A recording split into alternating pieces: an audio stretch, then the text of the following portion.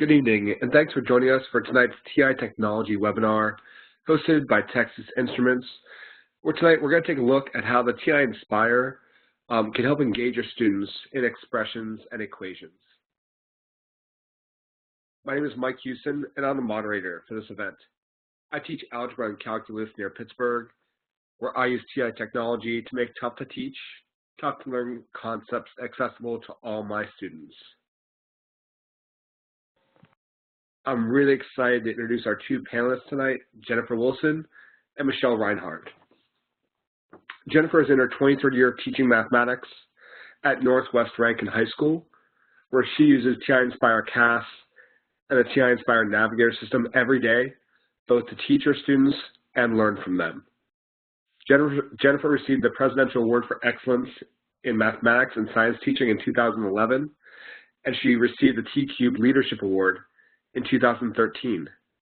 She enjoys writing mathematics curricula, using technology, and working with educators to incorporate good questioning techniques, engaging problems, and formative assessment in their classrooms. Thanks for being with us, Jennifer. Thank you. I'm glad to be here. And born and raised in rural Ontario, Canada, Michelle studied mathematics, physics, and education before moving to Texas. Michelle has taught high school math and science at rural districts in Texas, while also working as a math and science consultant. Her interests include technology integration, conceptual understanding, and curriculum and instruction. Thanks for being with us, Michelle. Thanks, Mike. Glad to be here. We're expecting a large crowd, so your audio is muted. Feel free to send questions to Michelle or Jennifer using the Q&A window on the right section of your screen. We'll probably be using the chat window tonight to engage you and have you interacting with us. We hope you don't have any audio issues, but in the event that you do, try selecting Communicate in the WebEx menu, choose Audio Broadcast, and then click Join. At this point, Jennifer is going to discuss our agenda. Tonight we're going to be looking at 5 activities in TI's new Expressions and Equations Building Concepts series.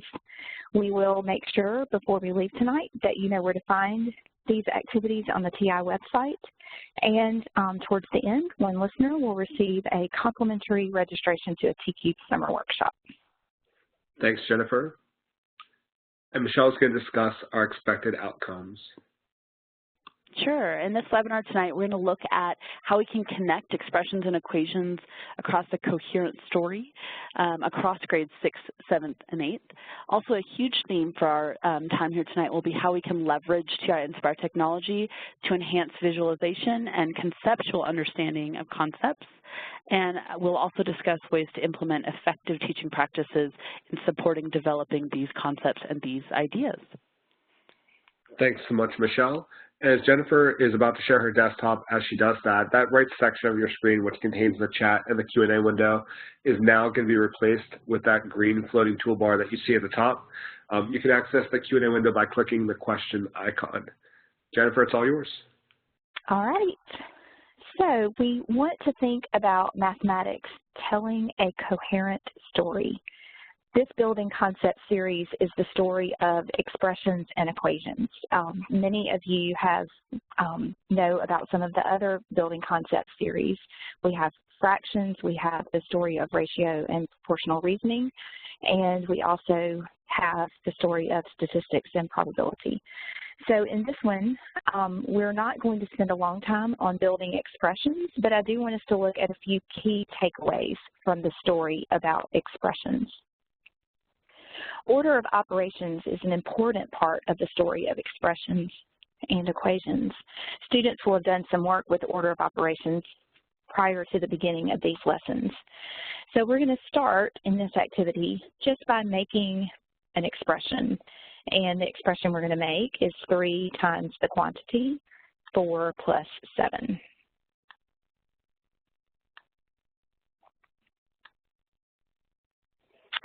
So we can think about what the value of this expression is. And we see that when we submit here, on our number line is we change the value of x. The value of our expression does not change. It stays the same no matter what the value of x is. So let's see what happens when we replace 7 with x.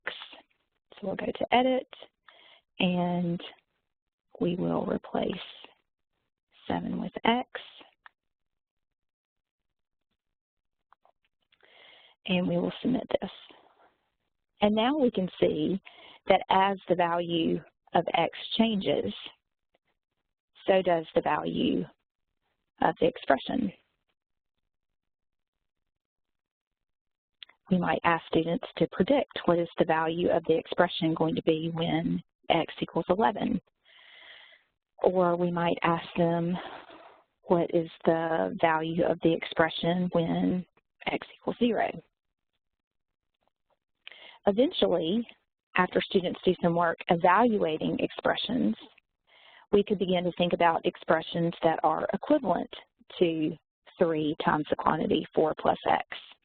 And so I'm going to move to the next page, and here we could make a conjecture about an expression equivalent to 3 times the quantity of 4 plus x.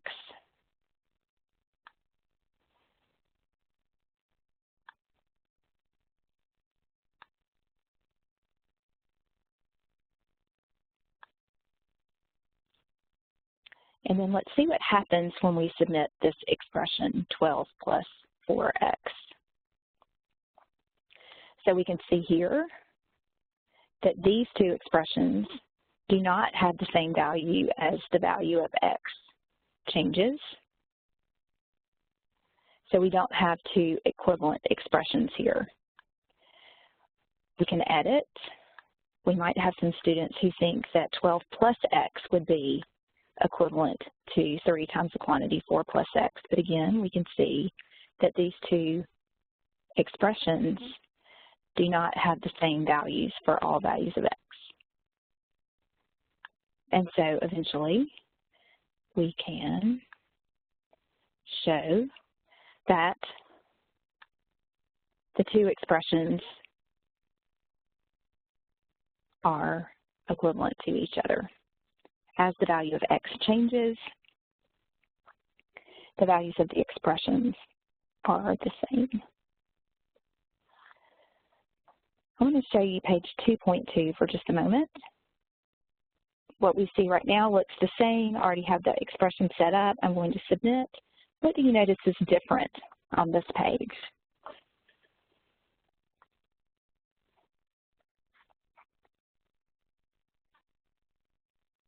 Instead of using whole numbers, now we're using integers.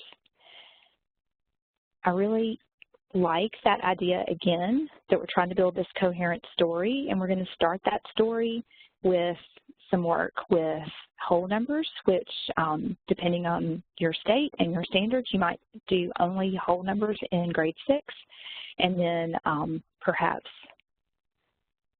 use the set of integers once students get into grade 7.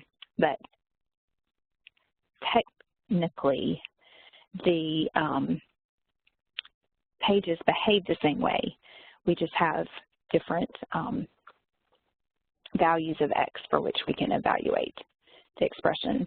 And the same thing happens on page 2.3. If we submit here, then again we can see that for all values of x here, including these integers, those two expressions are equivalent to each other.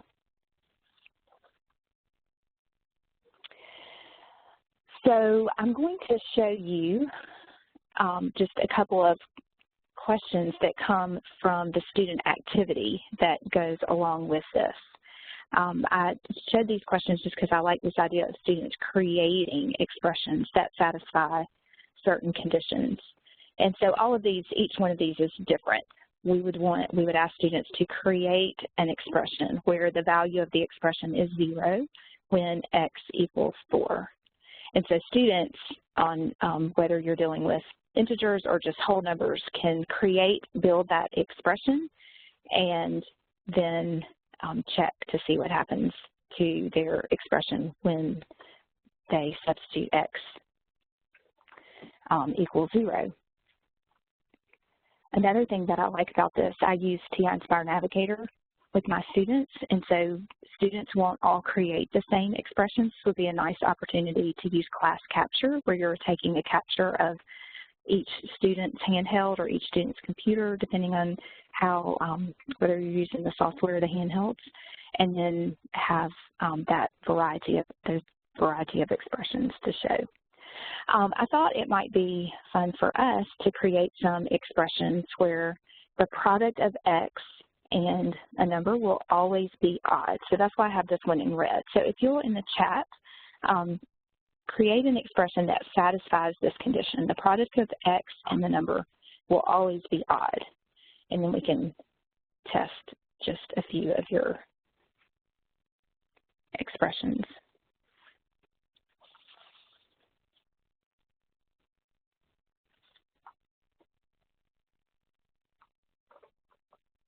So we're looking for expressions where the product of x and a number will always be odd. Michelle, do we have any coming in? Yeah, we just had some come in. I'm anxious to try a bunch of them. Okay, here's one we could try. 2x plus 1. What about that as an expression? Okay. Let's get this. I'm going to go back to just page 2.2 here. So we will reset. And what did you say again? Sorry, 2x. Okay. And then plus 1.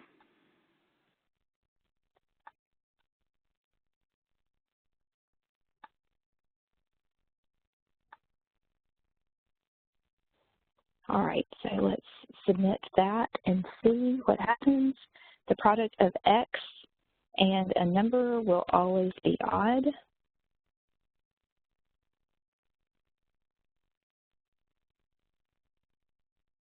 So we are... That's kind of slick, yeah. Yeah, getting odd values out of this. Oh, here's another one I want to try while you have this one up. Will you go to Edit? Sure. And will you keep the 2x plus 1, but put it in a set of parentheses, and then put a 3 out front, please? So I guess we're doing the product of 3 and 2x plus 1. Okay. That was another one that came in the chat.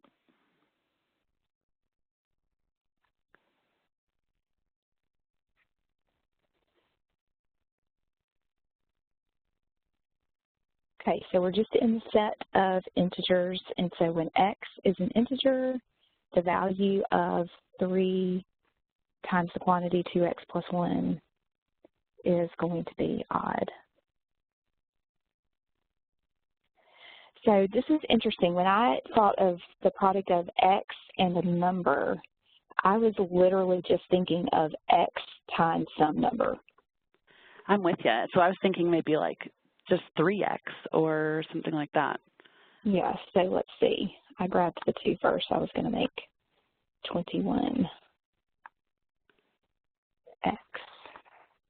So what happens when we do 21 times a number? We sometimes get an odd number, but we don't always get an odd number. You said 3x, is that correct? Yes, ma'am. So what happens when we do 3 times x? Nope. So is there a number by which we can multiply x to always get an odd? The product of x and a number will always be odd.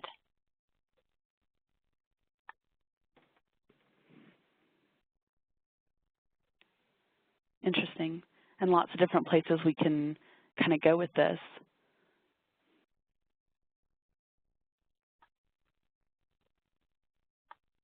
All right. So we're going to go on and move to the idea of what is an equation. So we're going to spend a little bit more time in the chat. And I want you to think about how you would describe an equation. How would you define an equation? How does your textbook define an equation? So let's use the chat right now just to think about this idea of what is an equation. If I were doing this with my students, I'd ask them to use words and pictures and numbers to describe what is an equation. That might be a little bit harder to do in the chat, but let's think about what we get.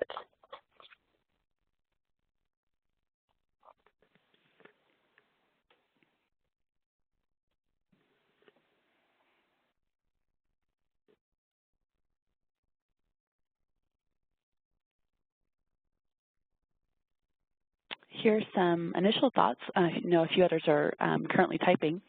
One idea is an equation is a complete mathematical sentence. Another idea is that an equation is a relation. Another idea, two expressions that are set equal to each other. Someone's sharing that for a pictorial representation, they envision a balance scale. Okay. Some examples of equations are shared. Lots of good ideas there. All right, good. I think one thing that I always learned to distinguish expression and equation was the equation always has an equals sign. So in our building concept activities, we define equation as a statement that two expressions are equal. The two expressions might always be equal. 5 plus x equals x plus 5. When we have two expressions that are always equal, eventually we would call that an identity. The two expressions might sometimes be equal. 5 plus x equals 4 minus x is sometimes equal. Or those two expressions, when we set them equal to each other, might never be equal, such as 5 plus x equals 4 plus x. One misconception that students have is that expressions need to be solved. So what happens as we move to the activity, what is an equation, is that we actually are trying to help students distinguish between expressions and equations. One of the ideas, too, in our story is that we're not to the point where we're trying to solve equations yet. Really, the purpose of this, what is an equation, is really helping students distinguish between what is an expression and what is an equation, not on how to solve. So when we open the activity, we see an expression. As we change the value of x, we see that the value of the expression changes. This is not new to students who have worked with building expressions.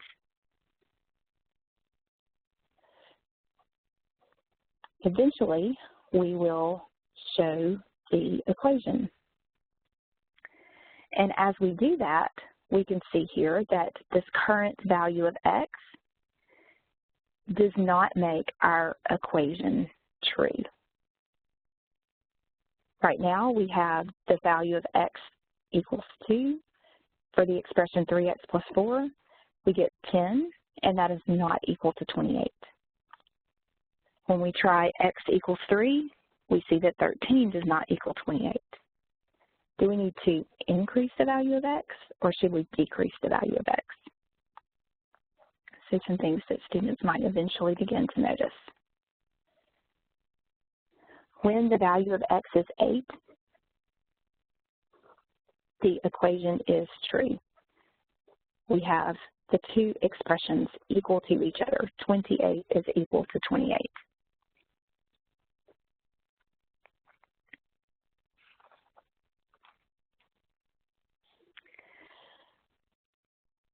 Eventually, we would get students to the point where we ask them to look at these pairs of equations and decide whether the same value of x is the solution to both.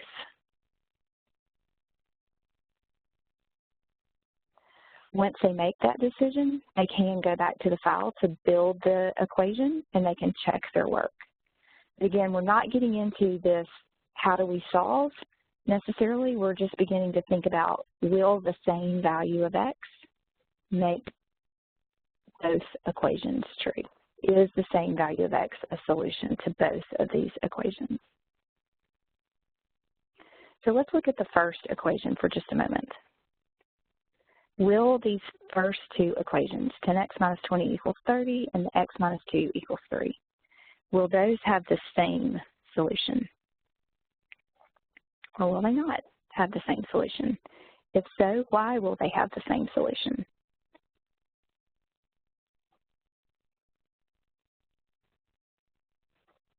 Students might actually enter x minus 2 equals 3 and figure out what value of x makes that a true statement. And then they might use that value of x to see if that makes a true statement in the other equation, 10x minus 20 equals 30.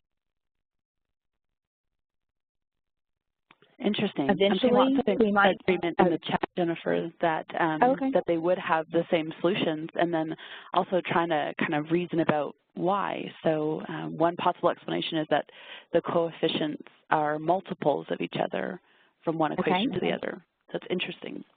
Mm-hmm.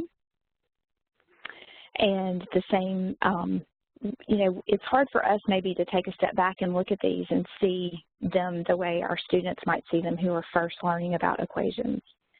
But again, looking at that second set, why will those have the same solution? What is it about them that makes them have the same solution? And so we're just beginning to get into some ideas that might help students eventually solve, but we're not giving them those procedures. We're letting them figure out some of those procedures and processes that might get them to that point. So there is a lot more that we could do both with building expressions and with what is an equation, but we're going to move next to Michelle. And Michelle's going to show us where we can locate these activities on the TI website. Thanks, Jennifer. Another great question that had come up earlier in the Q&A that I wanted to kind of address whole group, which was in the activities that go along with these files, are there problems in context for students to work with and solve? And there are. So when Jennifer was showing us the building expressions activity first, there are a number of contextual examples that students would work through, such as, I'm looking at one here, Surrey has X stamps, Pat has 5 more than twice as many stamps as Surrey, and students have to build the expression for that and then model a situation. So a number of those contextual problems are in the teacher notes and student notes, and we're going to show you now where those are. So Jennifer's on the education.ti.com website, which is kind of your TI landing page, if you will, for all things education. When she hovers over the Activities tab, there's a number of options, and for the activities we're looking at today, we're going to scroll down to Building Concepts in Mathematics. So if you click there, you will land on the home page for the Building Concepts Progressions of Activities. And here you'll find standards-aligned activities that develop ideas in fractions, ratios and proportional relationship, statistics and probability, and then what we're looking at tonight, expressions and equations. So Jennifer's going to click on expressions and equations there, but you can always come to this site and check out the activities in the other progressions as well. When we click on the expressions and equations title, we land on this page where we see a sequence of 8 activities, including the activities we've been sharing with y'all tonight. So activity number 3 is building expressions. Number 4 is what is an equation. But for now, let's go ahead and check out activity number 5, equations and operations, which is what we'll explore next. When you click on a particular activity, it brings up all of the resources for that activity. So here you'll find an overview video up top, as well as detailed teacher notes, student activities, and the TNS file for use on your TI Nspire handhelds, or with the software, or with the iPad app. It's all on that one page. So Jennifer's showing us the teacher notes for this activity, which include a number of class discussion ideas, as well as kind of a walkthrough of the questions that are on the student activity, as well as some background on the ideas, and even assessment questions at the end. So these are really, really packed documents that have a lot to them. Jennifer, anything else you want to add about kind of the documents that support these activities and or the website itself? So I think one thing in particular, to me, it looks a little intimidating to see that the teacher notes are 25 pages. But these teacher notes have been seriously consider this is these are teacher notes in the truest sense. They're an opportunity for us to learn some of the stories of expressions and equations ourselves so that we see how they're all connected to each other. They have tips on what could happen in the classroom as you're doing this with students, some misconceptions that students might have, something to notice. Towards the end, there are some sample assessment items, which often come from, you see these two are from PART, one from the Smarter Balanced Assessment. Often there are some from NAEP that are there, and so they're just really, really good opportunities to dig in. You know, obviously I might not go through the lesson exactly how it says in the teacher notes, but I do read through those teacher notes because they often give me some ideas for how this could play out in the classroom that I really would not have thought of myself. And in particular, just looking at the TI Nspire document, I wouldn't have thought of it myself. So highly recommend examining those teacher notes. Awesome. All right, are we ready to move to that activity? Yeah, I think so. Let's dig into the next step. So we kind of set the stage by looking at building expressions and then what is an equation. But as Jennifer said, we haven't really kind of dug into how to solve yet. So as we saw in the last activity, solving an equation is a process of reasoning to find the number or numbers, if any, that will make the equation true. And over the next two activities that Jennifer and I will share, we'll explore, we'll begin to think about how we could find these solutions in a more strategic way. So that's kind of like our overarching goal for this file and then the next file as well. So consider the setup shown on this page. Notice that we have an equation up top, and then we have some movable bars and a number line at the bottom. Jennifer is going to move the green dot 3 units to the right. What do you notice? She will model this procedure a few times, and we'd like you to share your noticings in the chat. What changes and what stays the same as she moves that green dot 3 units to the right? Take a minute or two and share what you notice in the chat.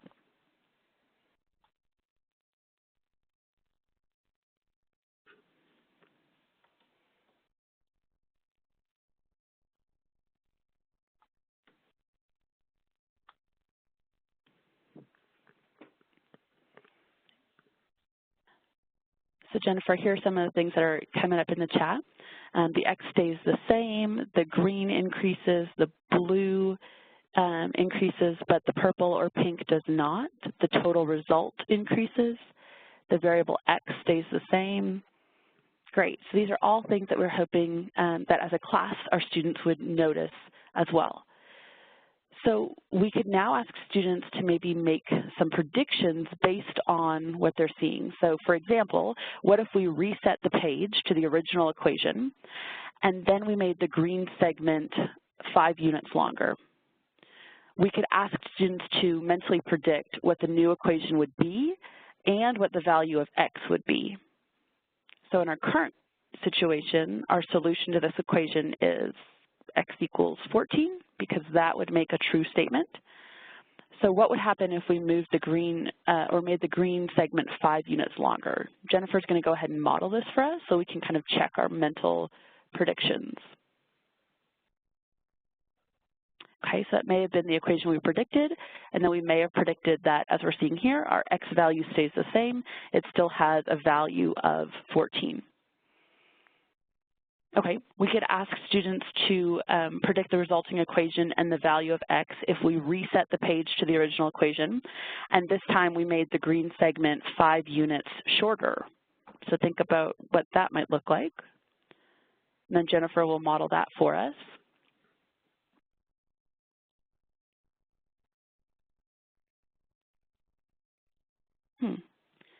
Jennifer, will you reset that again and just move the green for me? Perfect. Okay, so that's interesting. When we decrease the green bar by 5, it reduced the green and the blue and kept x at that same length. And we'll notice the changes it made in the equation above as well. So it appears that our x value is remaining unchanged when we're adding and subtracting the same amount to both sides. And we might wonder why that is. So let's reset the page and explore another situation. This time, I'm going to have Jennifer move the blue dot 3 units to the right. The blue dot 3 units to the right. And what do you notice this time? So take a minute and share in chat either what you notice or why you think this is happening. Jennifer will model again, resetting the equation and moving the blue dot 3 units to the right. Either what you notice and or why you think this is happening.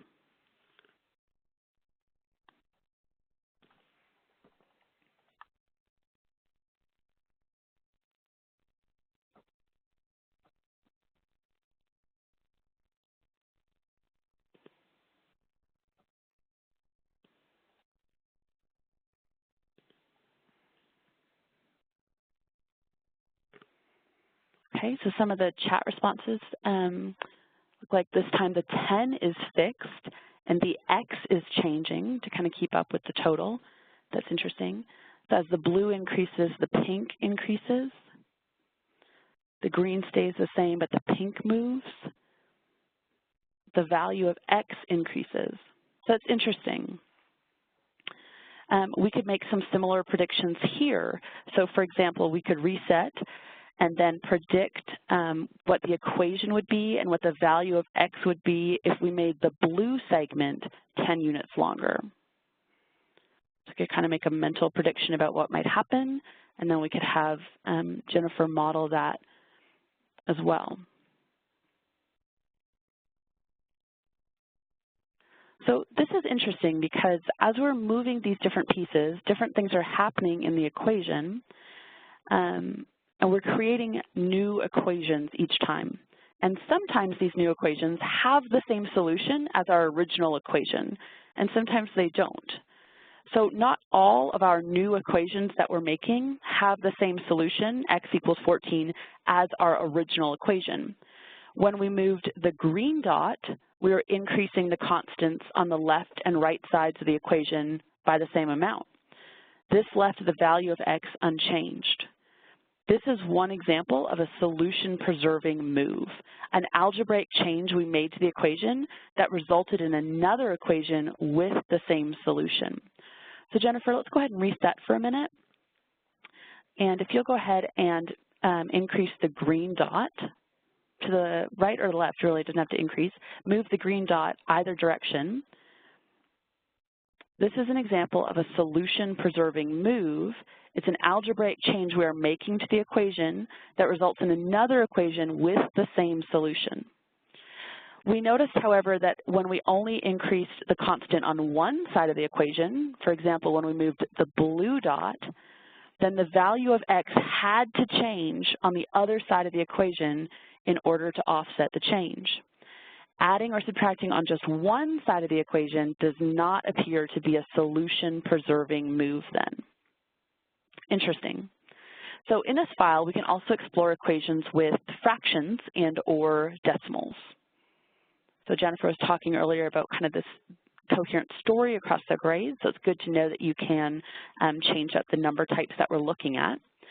We're going to explore a fractions example next, and specifically we'll explore this equation, x plus 2/3 equals 7/3.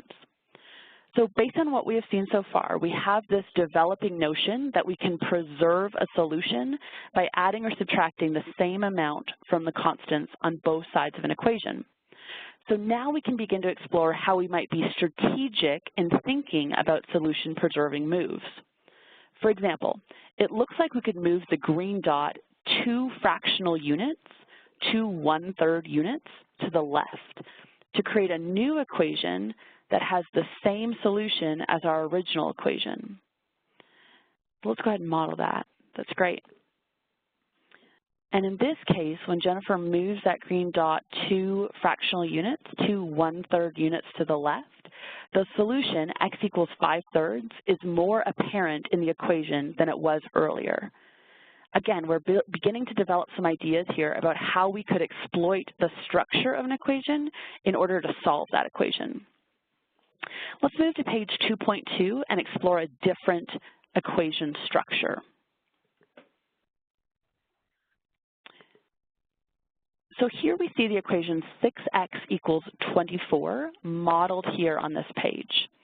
And it appears that the solution to this equation is x equals 4.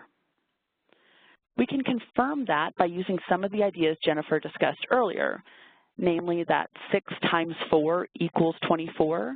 So x equals 4 is the solution to this equation because it makes a true statement that 6 times 4 equals 24. So let's consider some changes we could make to this equation. Say we want to double one side of the equation, and we could model that by moving the blue dot out to 48. So we're changing the equation from 6x equals 24 to 6x equals 48. Is that a solution-preserving move? It appears not, since our x has now changed from 4 to 8. We actually physically saw our x stretch across a further distance, so that 6 x's would map to 48. Let's move back to our original equation, 6x equals 24. So doubling one side didn't work. Let's double both sides by increasing the multiplier in the upper left corner of the page. We'll increase this multiplier from 6x to 12x. And we'll notice that our equation changes from 6x equals 24 to 12x equals 48. So we have multiplied both sides of the equation by 2. So this is interesting. Our solution appears to still be 4, so it looks like multiplying both sides of the equation by 2 was a solution-preserving move. Let's move back to 6x equals 24 again. We might wonder about dividing both sides of the equation by the same number. So we could divide 6 by 2. So if we decrease our multiplier down to 3, we now have an equation 3x equals 12. And again, checking our model, it looks like our solution is still x equals 4. So this appears to be another solution-preserving move, dividing both sides of an equation by the same amount. Students could explore dividing maybe just one side of an equation to see what happens, to see if that is solution-preserving. I'm going to catch up on some comments in the chat, because I think there's some things here we'll want to explore before we move on to our next slide. Awesome. Okay, so a couple things we want to kind of go off script here and investigate. Jennifer, will you change that equation to maybe 3x equals something larger, maybe up to 42? Sure, that looks great. So the question was, what's the y plus 4 button do? So let's kind of push that and see what happens. So it actually segments what was previously x into into a grouping. So in this case, we have y plus 1. And Jennifer, you see the little green dot. You can move that left to right to kind of expand how much that part is. And so this also could be used to develop some of the ideas that Jennifer discussed earlier about equivalent expressions, and why 3 groups of y plus 6 or whatnot is not the same as just 3y plus 6, how you actually have 3 groups of the y and then 3 groups of the 10 in this case. So great question there about the y plus 4 button. Another question earlier, let me just kind of catch up on it. Yeah, Jennifer, can you move back to 1.3, please? The question was about what happens if we make the green negative. So go ahead and, yeah, grab that point and move it to the left. Interesting. Yeah, we can also use our arrow keys to move it. That's great. So like this particular equation shows x, the pink along the bottom, minus 3/3 produces a result of 2/3. then we could begin to think about, wait, well, how could we use solution-preserving moves to create an equivalent expression that makes X stand out a little bit more? And so then we could maybe add 3/3 to both sides, and that will land us back at this equivalent equation, that has the same solution. So great question there about whether the green bar could actually be negative. We'd only shown the other way. Awesome. Okay, let's go to the slides for just a minute, Jennifer, and consider 2 equations. So a few minutes ago, we were looking at the equation on the left, 6x equals 24, and it had a solution of x equals 4, as you kind of see set up in the model here. And I also want us to compare the equation 10x equals 28. And the question is, would these 2 equations have the same solution? Can you create the second equation from the first equation by using solution-preserving moves? So students might incorrectly believe that the second equation has been created by adding 4 to both sides of the first equation.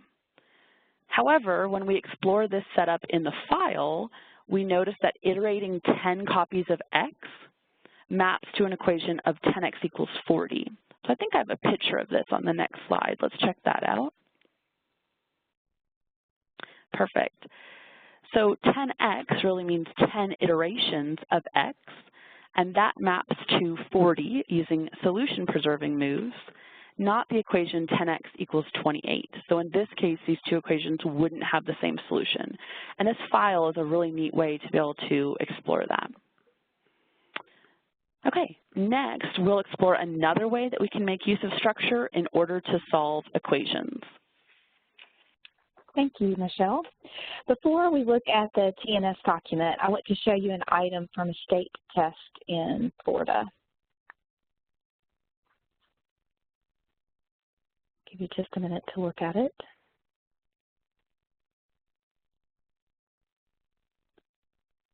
So I'm curious what you see when you look at this item.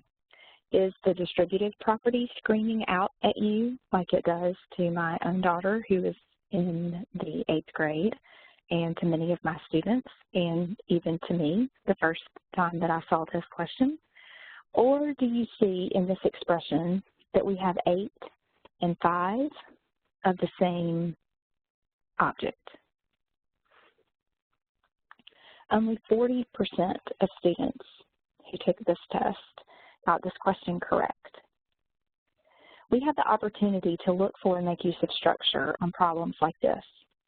I'm going to show you one more slide, and I want you to practice taking a step back when I show you it's going to be an equation. So when I show you the equation that's next.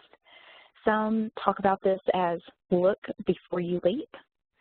Others call it, I think Magdalene Lampert is one who calls it contemplate, then calculate. So let's practice. I'm going to show you an equation, contemplate, then calculate. Look before you leap. Here we go.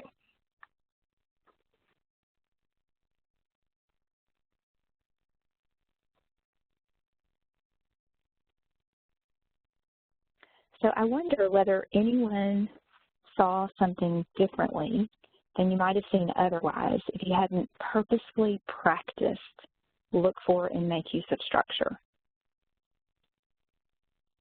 I know when I see a problem like this, the distributive property is screaming at me.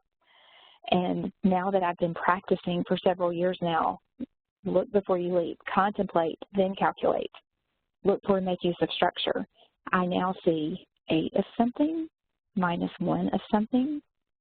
I see 7 of something, and then I see that 7 times 7 is going to equal 49, and so I would solve this equation much differently than in the past. Jill Goff and I have been working on leveled learning progressions that help our students learn how to look for and make use of structure and many of the other math practices. One of the questions we ask is, how can you make visible what isn't yet pictured for everyone to see? How can you make visible what isn't yet pictured? So we're going to look at a couple of equations in this TI Nspire activity now on using structure to solve equations. So what do you see in this original equation that we have pictured here? What can we make visible for everyone who looks at this equation? Do you see that 2 times something has to equal 50?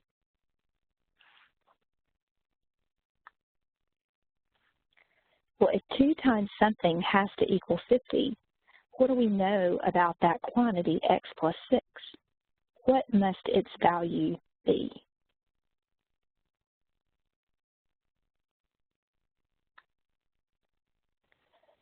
So we can check that.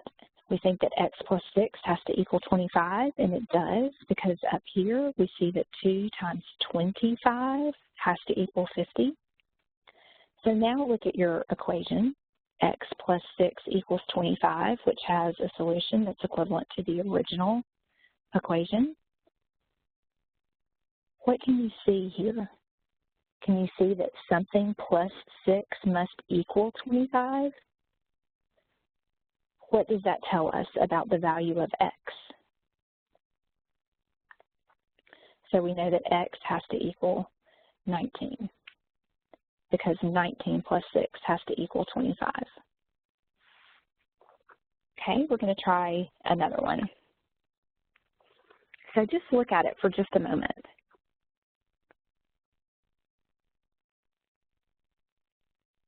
What structure do you see here?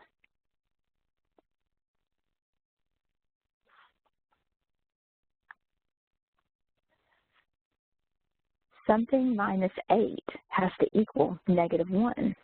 What do we know about 7x, since something minus 8 has to equal -1?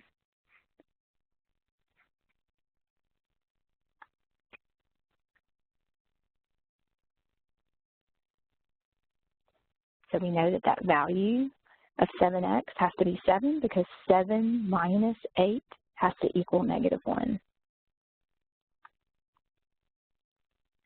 And now we know that 7 times something has to equal 7. So what is our value of x here? Now we know that x has to equal 1, because 7 times 1 is equal to 7. Jennifer, can I jump in here for just a minute? Absolutely. So when I see these equations, I've kind of trained myself where now, well, or based on previous work, I look at it and think of what's the first step? I'm going to add 8 to both sides.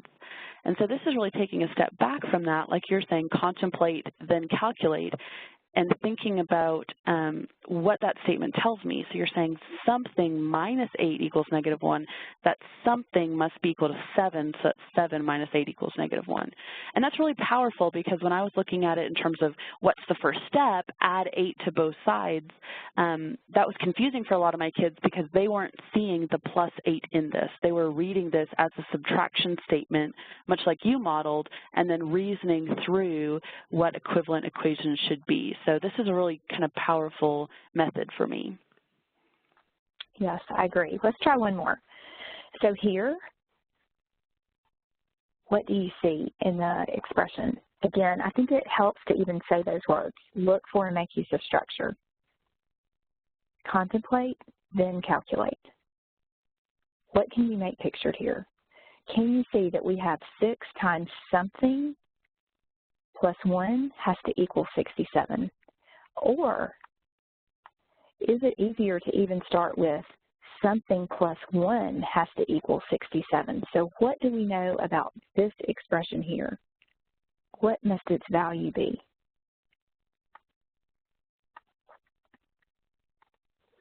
So we get 66 there. Now we have 6 times something is equal to 66. And so what can we say about this expression, x plus 5? What must its value be? 6 times 11 has to equal 66. And now we have something plus 5 has to equal 11. And so what must that value be? So I did several of these. to practice, and it is really an interesting and actually really fun way, I think, to begin to get to this idea of inverse operations, right? We're building this story. We don't just start with the inverse operations. We let that be uncovered by the students as we work through this story, this progression of thinking about what is an equation, how is it different from an expression, what is the value of the equation, or the value of x going to be when we set these two expressions equal to each other to make a true statement, as we move in to the idea of thinking about the equations on the number line and those different quantities visually, and now thinking about structure.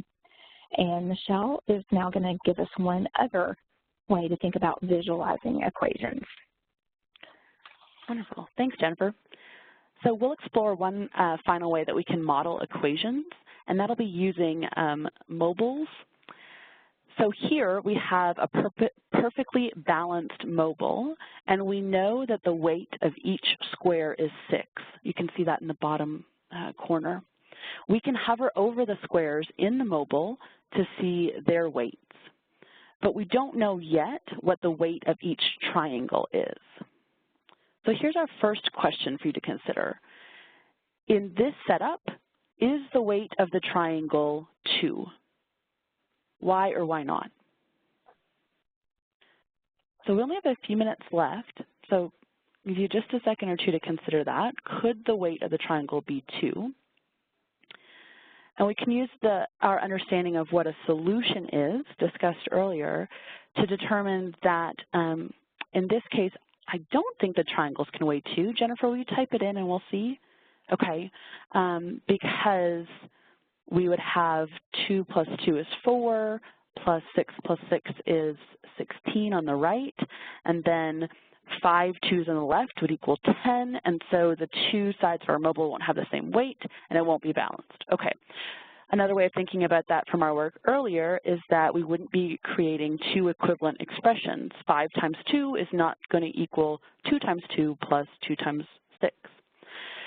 So from here, we could kind of guess and check some other values for the weight of the triangle, or we can apply some of the ideas we developed earlier by making use of the structure of equations. So for example, we may notice that we could simplify this mobile by removing 2 triangles from each side of it. So Jennifer's going to model that. She's removing 2 triangles from each side. Notice that our resulting mobile is still balanced. From here, we can see that the 3 triangles on the left must have the same weight, same total weight, as the 2 squares on the right, which have a total weight of 12 units. So each triangle must have a weight of 1/3 of 12 or 4 units. We can enter that at the bottom and check, and indeed we see that the weights balance our mobile. So that process of removing 2 triangles from each side of the mobile modeled an algebraic solution-preserving move, as we saw earlier. We strategically removed 2 triangles from both sides of the mobile in order to create another mobile with an equivalent solution. And this new mobile made our solution more apparent or easier to determine. Let's move to page 2.4. On this page, we can randomly generate balanced mobiles. So here's one that's been randomly generated for us to explore. So for each mobile, we can write an equation. So in this case, we have 2 circles plus 2 squares equals 5 squares plus 1 circle. So we might write an equation such as 2c plus 2s equals 5s plus 1c.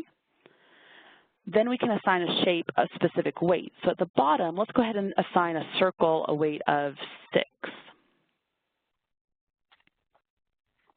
We could now update the equation that we wrote for our for this mobile. So we might have something like 12 plus 2s on the left is equal to 5s plus 6 on the right. And now we can begin to use solution-preserving moves to simplify this expression into an equivalent expression with the same solution. So it looks like Jennifer's removing 2 squares from each side for starters.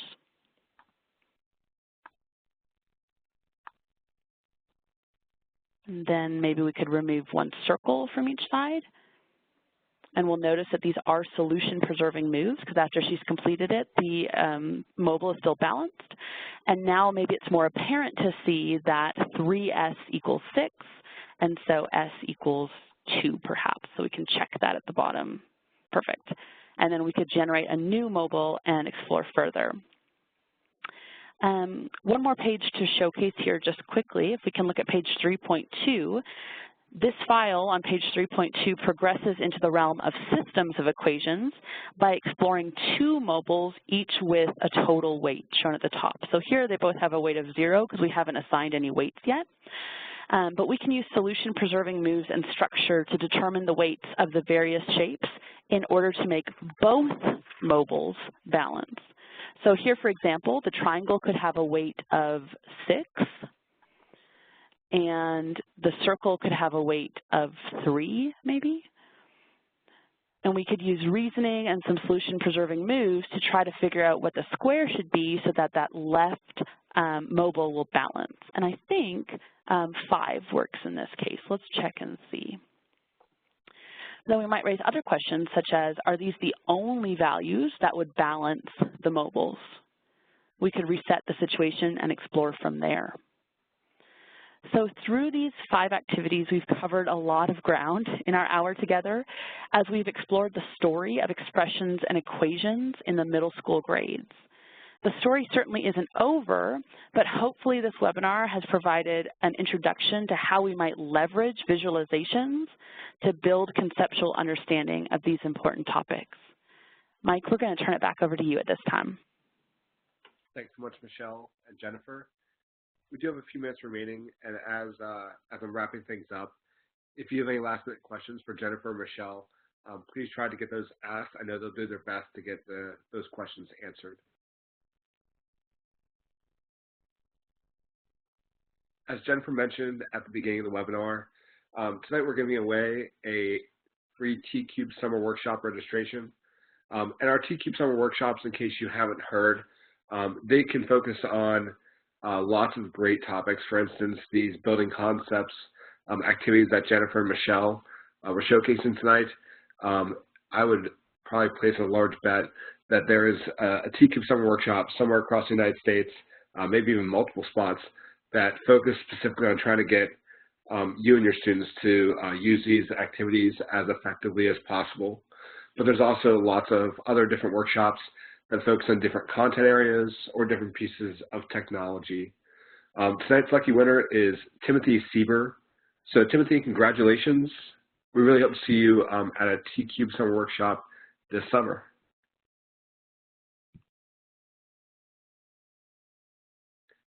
A lot of you were generating lots of conversations tonight in that chat window and lots of great thoughts and comments. Please feel free to keep that rolling on any of the major social media outlets.